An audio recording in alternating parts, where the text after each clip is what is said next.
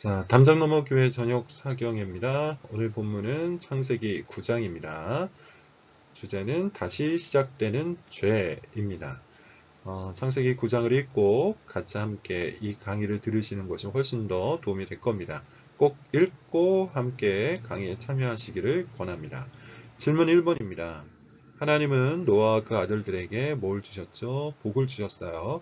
그들에게 이르시되 생육하여 번성하고 땅에 충만하라고 이야기를 하십니다. 8장은 어떤 내용들이 있었습니까? 하나님께서 노아와 그 가족들을 기억을 하셨어요. 그리고 약속을 따라서 그들을 구원하십니다. 땅을 메마르게 하시고 그 메마른 땅에 노아와 가족들이 나와서 제일 먼저 한 게 뭐죠? 희생제사예요. 오늘 본문 창세기 9장은 그 다음 이야기입니다. 하나님께서 노아와 그 아들들에게 말씀을 하시는데 먼저 복을 주셨고 그 다음에 생육하라, 번성하라, 땅에 충만하라 이렇게 이야기를 하시죠. 자, 이 이야기는 어디선가 많이 들었습니다. 창세기 1장에서 하나님께서 사람을 지으시고 아담과 하와에게 복을 주셨어요. 그리고 똑같이 생육하고 번성하여 땅에 충만하라 라고 그렇게 이야기했죠. 자, 이 창세기 1장의 내용이 창세기 9장에서 재현되는 겁니다. 그런 의미에서 창세기 9장은 재창조 이야기예요. 하나님께서 세상을 창조하시고 이 아담과 하와에게 창조의 명령을 주셨던 것처럼 이제 노아의 가족들에게 재창조의 명령을 주신 겁니다. 그런 의미에서 사실 노아는 아담의 역할을 이어받은 거죠. 그래서 노아를 둘째 아담이라고도 해요. 둘째 아담. 둘째 아담으로서 노아는 이제 하나님께서 주신 재창조의 명령을 받아 아담이 실패했던 그 일, 곧 생육하고 번성하여 땅에 충만하라는 이 일을 이제 잘 감당해야 하는 책임, 그런 임무를 받게 된 거죠. 그래서 사실 창세기 9장은 굉장히 희망적인 분위기로 시작이 됩니다. 희망적인 분위기로 시작이 돼요. 아담이 실패했던 그 임무를 노아가 이어받아서 시작을 하기 때문에 이제 뭔가 좀 제대로 되겠구나 이런 생각을 갖게 만들죠.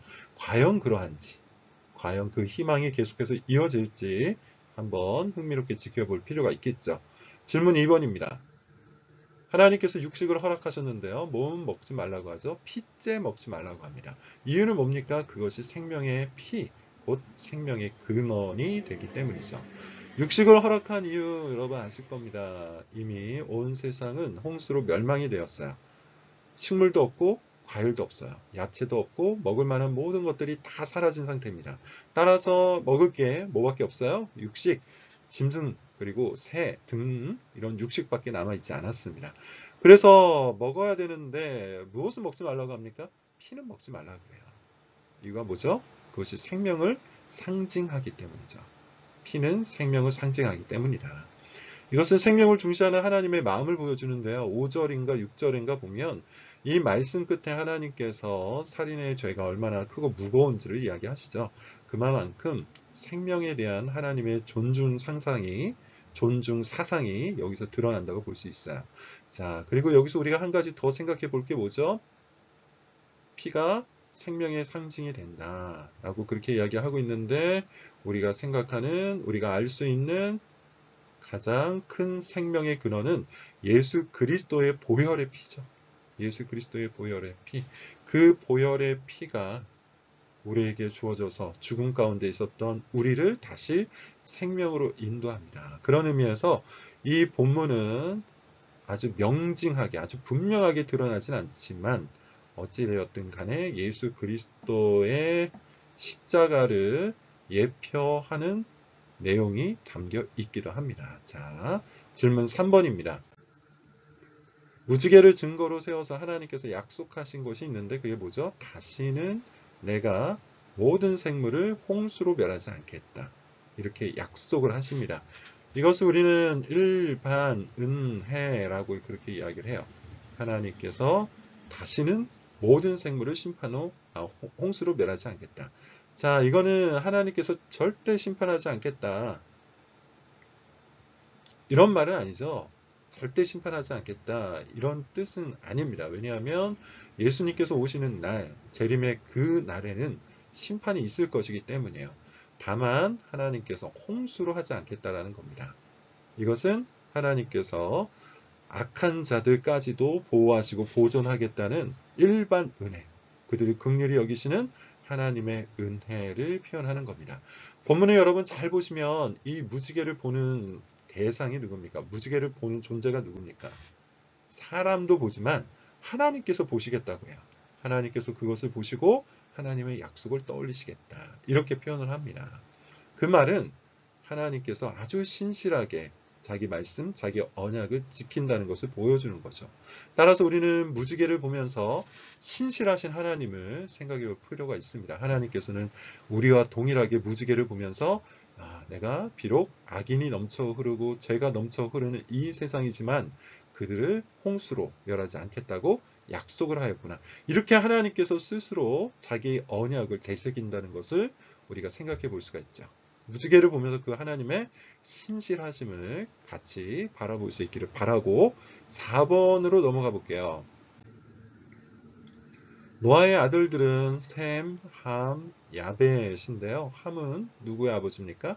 가나안의 아버지예요. 본문에 보면 가나안의 아버지 함이라는 표현이 나옵니다.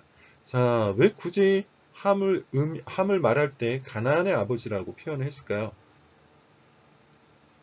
창세기를 비롯한 모세 오경이 누구에게 주어진 책인지를 생각하면 금방 답이 나옵니다. 창세기를 비롯한 모세 오경은 지금 가나안을 정복하러 가는 광야 속 이스라엘 백성들에게 주어진 책이죠.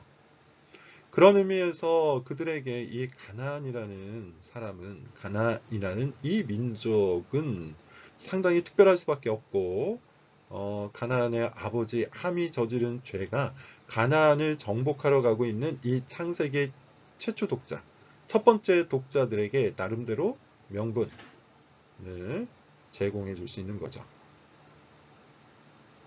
그러면서 우리가 왜 가나안을 정복해야 되는지 이런 것들을 떠올리게 만드는 요소 중에 하나입니다. 그래서 모세의 의도적 표현으로 생각을 하시면 되겠어요. 의도적 표현이다. 질문 5번입니다. 똑같아요. 가나안의 아버지 함은 아버지의 하체를 보고 두 형제에게 알렸습니다. 여기서 말하는 아버지는 누굽니까? 노아죠. 노아가 지금 포도나무를 심었는데 땅의 저주를 극복하고 어떻게 됐습니까? 아주 풍성한 열매를 얻었어요. 그래서 노아가 그것을 갖고 포도주를 만들었고요. 먹고 어떻게 됐죠? 술에 취해서 잠들었어요. 그런데 발가벗고 잠이 들었습니다. 그것을 누가 봅니까? 가나안의 아버지 함이 보고 그 하체를 보았다고 표현이 되어 있어요. 그리고 두 형제에게 알렸다. 성경은 이것을 굉장히 큰 죄로 표현을 하고 있는데 이게 그렇게까지 큰 죄일까요? 어떤 학자들은 여기서 하체를 본다는 것을 동성 관계를 맺었다. 이렇게 표현하기도 합니다. 그럴 수도 있어요. 고대 문서에서 같은 문법을 통해 동성애적 관계를 표현을 했다고 합니다. 그런 의미에서 일리가 있죠.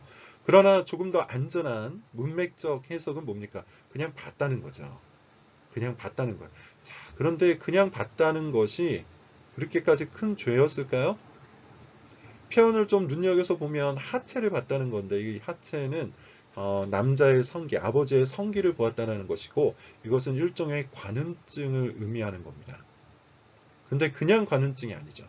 동성애적 관음증이에요.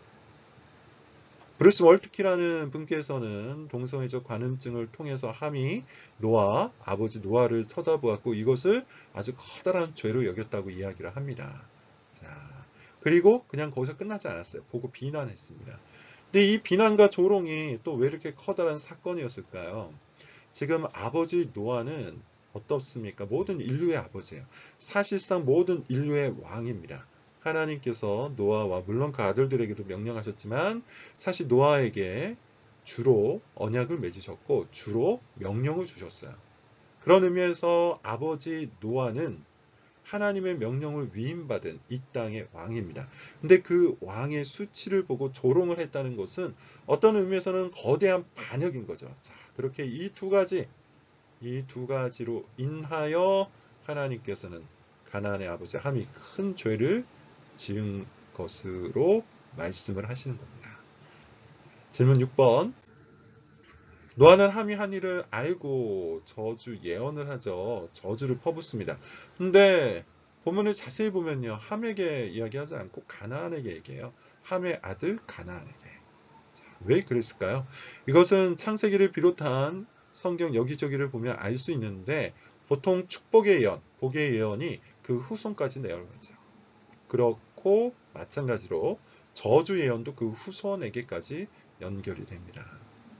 이것은 성경의 문법이고요. 지금 함이 저지른 그 죄 때문에 함의 후손들까지도 이 거대한 죄 그리고 그로 인한 저주를 얻게 된 것이죠.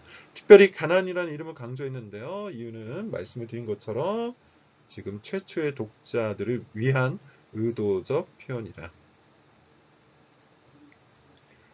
질문 7번입니다. 몇 살에 죽습니까? 노아는 950세까지 살다가 죽습니다.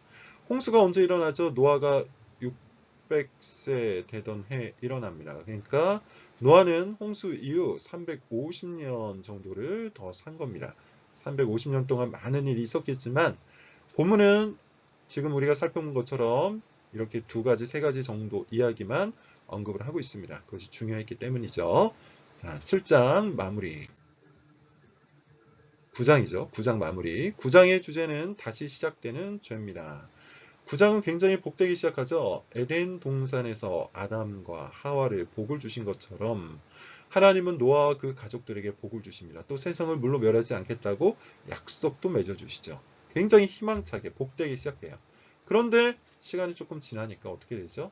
아담처럼 죄를 지어요. 노아는 부주의하게 술에 취했고 함은 관음죄, 조롱죄 이런 것들을 저지릅니다. 그리고 죄가 저주를 불러왔고 그 범위와 정도가 자녀에게까지도 확산이 되죠. 안타깝게 죄가 다시 시작되어 버린 겁니다. 자, 9장의 말씀을 갖고 여러분 우리가 기도하기를 원하는데 이렇게 기도를 해보죠. 우리 삶에 약속하신 복이 충만해질 수 있도록 하나님께서는 믿는 자 믿지 않는 자 모든 이들에게 복을 약속하시고 그들 가운데 일반 은혜를 베풀어 주시죠. 악인에게도 비를 악인에게도 태양을 비추어 주십니다. 그런 의미에서 여러분 우리는 하나님께서 주신 하나님께서 약속하신 그 모든 복들을 위하여 기도해 볼 필요가 있어요. 일용할 양식을 주시고 우리를 보호하여 주시고 우리 가운데 하나님께서 좌정하셔서 지켜주시기를 항상 기도할 수 있기를 바랍니다. 생육하고 번성하고 충만하는 그런 복도 우리에게 허락해 주시기를 여러분 기도하시기를 바라고 무엇보다도 그 복으로 인해 교만해져서는 안 되겠는데요. 노아가 어떻습니까? 하나님께서 노아에게 복을 주셔서 땅의 저주를 해제시켜 주시고 포도나무가 아주 크게 큰 풍요롭게 될 수 있도록 복을 내려 주셨습니다. 근데 안타깝게도 그 복으로 인해서 교만해졌어요. 그 복으로 인해서 게을러졌어요. 그 복이 오히려 독이 되었어요.